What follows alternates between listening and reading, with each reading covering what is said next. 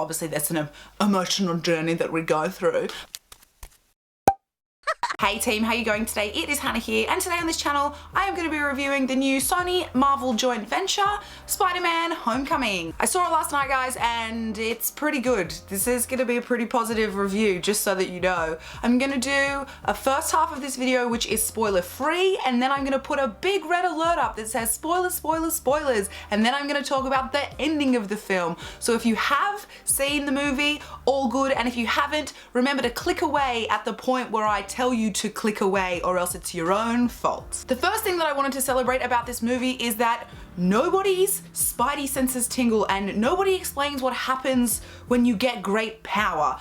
And I think that that made it feel really, really fresh, because after so many different bad Spider-Man movies over the past few years, it was really time for the audiences to get something new, and they did that with this film. They also managed to do it by avoiding Spider-Man's origin story and Uncle Ben and all of those things that we've seen so many times before. It's barely mentioned.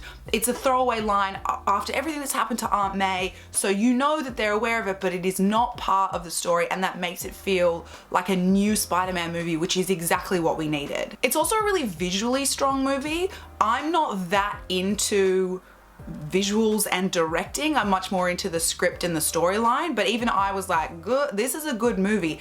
Little things like him opening his locker looked amazing, and when he was eating a sandwich over the sunset in New York, it was pretty darn gorgeous. The film has the same Spider-Man ethos, which is where he's just a kid and he's trying to struggle with being a teenager in high school and girls and all of those things, like the homecoming dance, while also knowing what it's like to be a superhero and having fought with the Avengers, and that kept that Spider-Man spirit alive. It was also really funny. So if you like humor in your Marvel movies, which I think we're all kind of used to now, definitely go see this one. It's so much funnier than any of the other movies that I've seen. I feel like I was laughing once a minute or so, except right at the climax. Obviously there's an emotional journey that we go through, but other than that, I was laughing for most of the movie. It's really funny. Because it is set in high school, it does have a bit of an 80s feel to it, like those classic 80s high school films, which is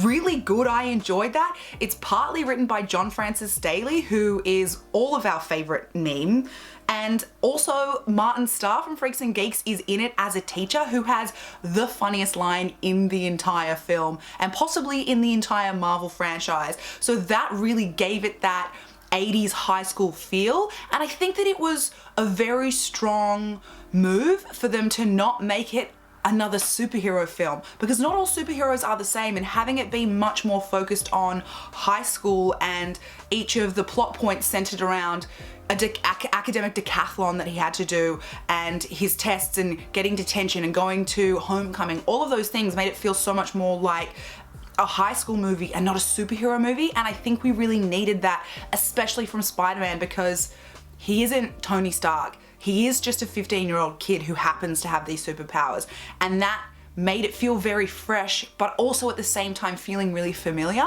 The beginning of the movie was kind of weird. We had to do this whole flashback thing that you didn't realize was a flashback, and as it started I heard people around me go, did I miss a Marvel movie? What's happening right now? Because the very first scene is set during the cleanup after the Avengers film, where all of the aliens come out of the sky, and it's way too much like Space Invaders. So that was confusing. And then it flashes to 8 years later, because it's the setup for why this evil guy is evil and what his motivation is. But I personally feel as though they could have done it just starting it at the start of the movie without having to do 8 years later and then a few months after that. It was strange to me, and I feel like, yeah, it would have been an exposition-y throwaway line, but I think it would have been better for them to do that than do the weird flashback, because everybody around me was confused. The actual beginning flashback was good, where it opens, it says a film by Peter Parker, and then it's him vlogging his experiences with the Avengers when he goes to fight Cap.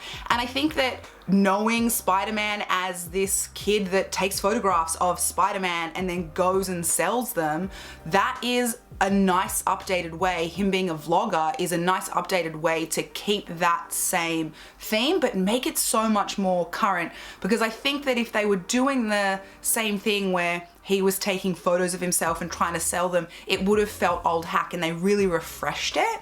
Also, the teenagers in this film are realistic, which is amazing. They play fuck, marry, kill with the Avengers. That is 100% what I used to do at high school, and they're texting, and I know that it's little things like that, but that added to that 80s high school movie feel, but also it felt like a good 80s movie, like whoever was writing it actually understood teenagers. Robert Downey Jr. is in this film again as Iron Man, and I really liked it because that whole dynamic of him trying to be a good dad to Spider-Man, and Spider-Man doesn't have a father or Uncle Ben at all. It was a really nice thematic thing. It felt like a natural progression for those characters, that Tony Stark, he would definitely take this kid under his wing and try and be a good dad, unlike his own dad. And the big conflict between them was what you hear heaps of teenagers saying, was that if you had just listened to me, this wouldn't have happened. And Tony Stark saying he's just a kid and underestimating him. I know a lot of people were like, Aunt May just keeps getting younger and younger in every single iteration of Spider-Man, but I think it makes sense that she's younger. Marissa Tomei, I know you don't believe it, but she is 53. Marissa Tomei looks looking good for 53. And Spider-Man's supposed to be a 15-year-old kid, so what, 38? I can't do maths. When he was born, that makes sense. She's 53, guys. She's not that young. And also she looks so hot the entire movie. I could not stop staring at her ass, and I was like, I'm not supposed to be looking at her like this, but I couldn't. She looked amazing. Also, who the fuck does Zendaya play? Like, she's there, and then the first thing she says is she just like makes fun of Peter Parker and his friend Ned, and then she just keeps showing up to say like horrible things to them, but it's funny. Like, she's not rude and you don't hate her, but it just was so weird the entire time. And Michael Keaton is in this film as the villain, reprising his role as Birdman, the unexpected virtue of ignorance, right? Also, I haven't read the Spider-Man comics. I do read comics, but not Spider-Man, so I don't really know who Liz as a character is, but she's in the film and apparently she's from the comics. I don't know much about her, but I felt like she was a strong character. She had wants and needs other than just Spider-Man being like, oh, she's hot, I want to do her. But also it was enough of a motivation because he's a kid and he's 15, and that is all that matters at that age. She didn't have to be more than that, but she was, and it worked. And the character of Flash, I know that we are supposed to hate him, but he just was really annoying, and part of me wanted him to have a redemption arc at the end and be like, I'm sorry, Peter Parker, I underestimated you, you're actually a cool dude. Even if he doesn't find out that he's Spider-Man, I wanted him to apologize in the end. It doesn't happen, guys, not in this movie, because obviously it's setting up for a sequel, and I hated Flash so much. Side note, Donald Glover has a bit part in this, and that has to sting considering that he wanted to play Spider-Man.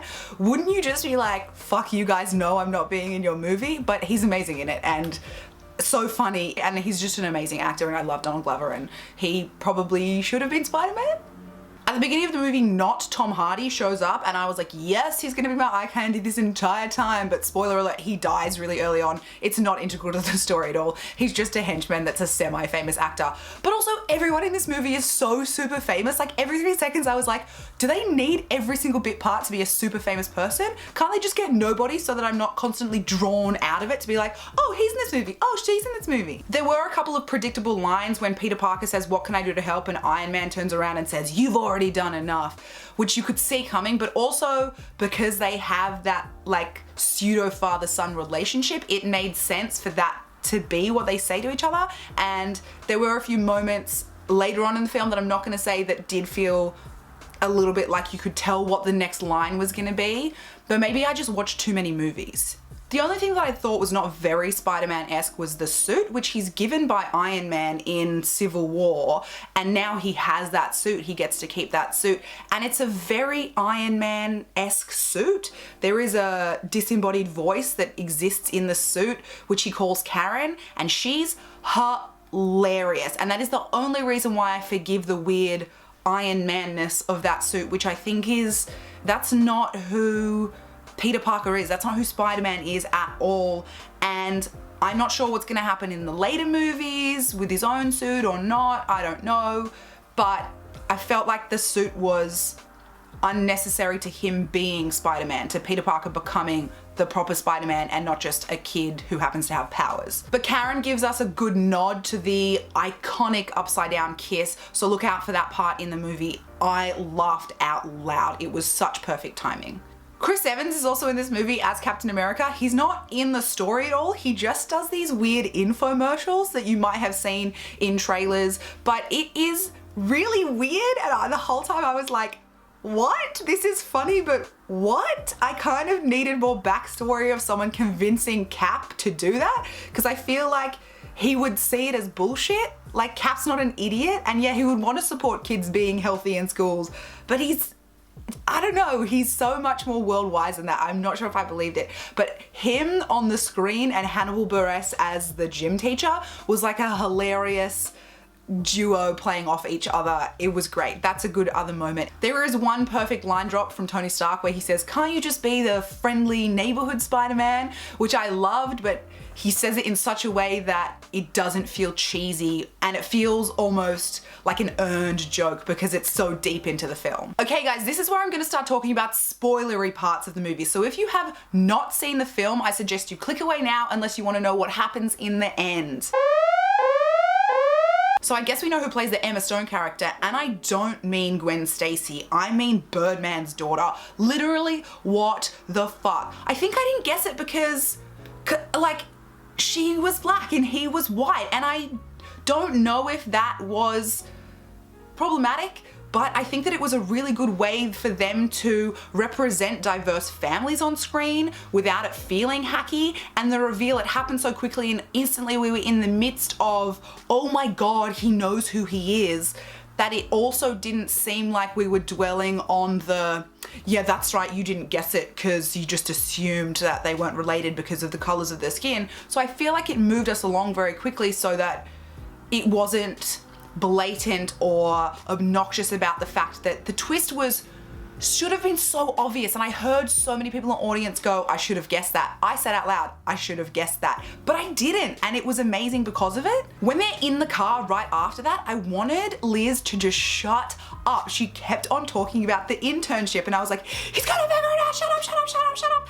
And it was so frustrating. That was one of the parts of the movie where I know you're supposed to feel that way, but I was just like, this is making me angry and I want to stand up and walk out.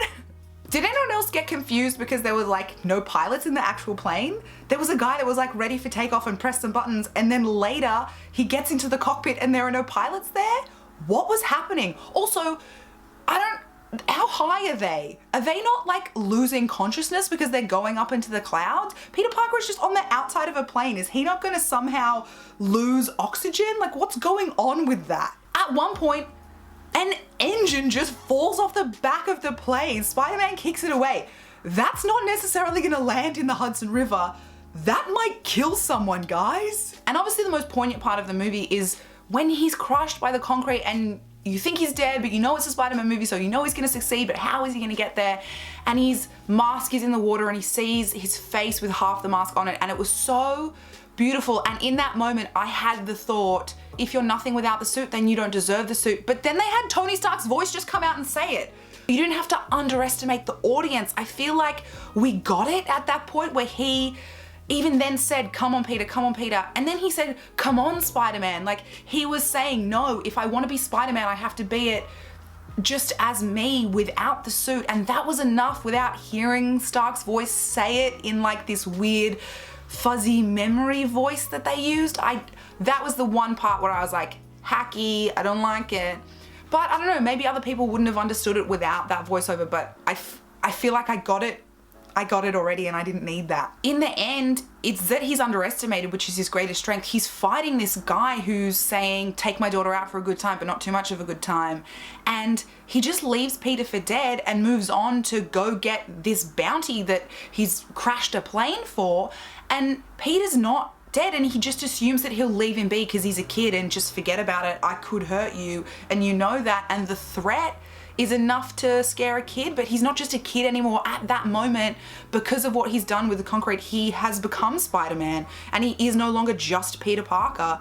And I think that for me, tying back to where he says to Tony on the rooftop, this all happened because you didn't listen to me, is such a perfect moment of, yeah, maybe that is a good thing that some people don't listen to you and don't believe you, because that way you can use it as your strength. And he isn't better or faster than anybody else, and he's not the best superhero, but he is the most passionate and the most persevering, and he is gonna fight what he believes in. And at the end of the day, he saves the bad guy, because that's who Peter Parker is. He's a good guy. He is friendly. He is there to help the community, and he fucking knows Spanish. He's such a good kid. That was such a cute moment. In the end, I think that Spider-Man Homecoming was a great new Marvel venture when I felt like I personally was getting a little bit tired of the same old formula. They took it away from superhero movies and really made it this teenage dream. I'm gonna leave that in anyway. And it was something that felt both comforting and familiar, but also quite expansive and new and different, because it was part of the Marvel Universe, but it didn't rely on the Marvel Universe. It could have existed without Tony Stark and without Captain America. They put them in there to tie it together, but it was its own standalone movie that had a very different feel. And I think it is, I'm really sorry, Andrew Garfield, because I loved you and I loved your chemistry with Emma Stone, but as a film and as a story, and visually even, it was the best Spider-Man movie I've seen. And Tom Holland, damn son, you are too young to be looking that good in Leica for a 28-year-old woman to be seeing all that and thinking all these thoughts. So he is an amazing actor, and there were moments where I thought, holy shit, this is where we see a new star. And I saw somebody make a comment saying he reminded me of a young Michael J. Fox, and I've got to agree. He is an amazing actor, and even if you don't love Marvel films, even if you just love like teen flicks, which is my favorite genre of film ever, teen coming of age stories, go see this movie, because you don't have to have seen the rest of the Marvel films to understand it, and it is just a good standalone film. Thank you guys for watching this video. If you also like the new Spider-Man Homecoming film, give it a thumbs up. Comment down below with who your favorite famous face you saw in the film was, because there are bazillions to choose from. And don't forget to subscribe to this channel. I bring out new videos every Monday, Wednesday, and Friday. Also, who the fuck does Zendaya play? What is going on with that? She can't be who she says she is, because they are totally different characterizations of that person. I just don't know right now. Whatever. Apparently it was filmed in Australia, but who knew? So I don't know if New York is all CGI in the movie. I don't know. It looks amazing anyway. Well done, Sony and Marvel. You did good, kid.